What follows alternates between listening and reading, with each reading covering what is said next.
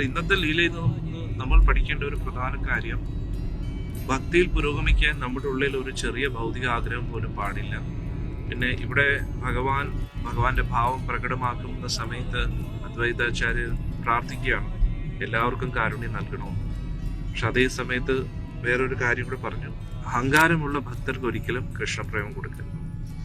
അന്നേരം അത് നമ്മൾ എപ്പോഴും ഓർത്തു വെച്ചിരിക്കുക. നമ്മുടെ ഉള്ളിൽ ഭൗതിക ആഗ്രഹം ഒരിക്കലും പാടില്ല. കാരണം ആഗ്രഹിച്ചിട്ട് കാര്യമില്ല, നടന്നിട്ടും കാര്യമില്ല, അല്ലേ? കാരണം നമ്മുടെ കർമ്മം അനുസരിച്ച് നമുക്ക് അർഹിക്കുന്നത് നമുക്ക് കിട്ടും.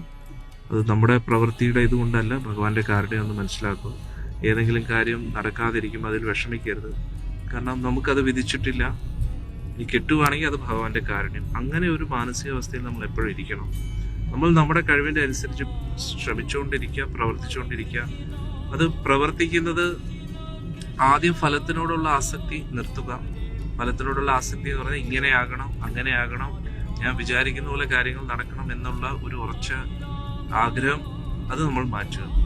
ഇനി പ്രവൃത്തി, അത് മെല്ലെ മെല്ലെ കൂടുതൽ ഭഗവാന് വേണ്ടി പ്രവർത്തിക്കുന്ന രീതിയിലാക്കി മാറ്റുക.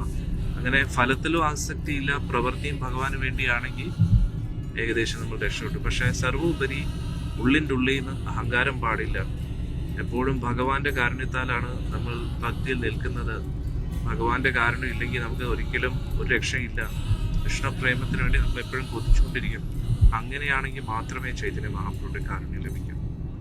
ആ ചൈതന്യ മഹാപ്രഭുവിന്റെ കാരുണ്യം ലഭിച്ചു കഴിഞ്ഞാൽ കൃഷ്ണപ്രേമം ലഭിക്കും. കൃഷ്ണപ്രേമം ലഭിച്ചു കഴിഞ്ഞാൽ പിന്നെ ഈ ലോകത്തിന് ജനിക്കേണ്ട ആവശ്യം വരുന്നില്ല.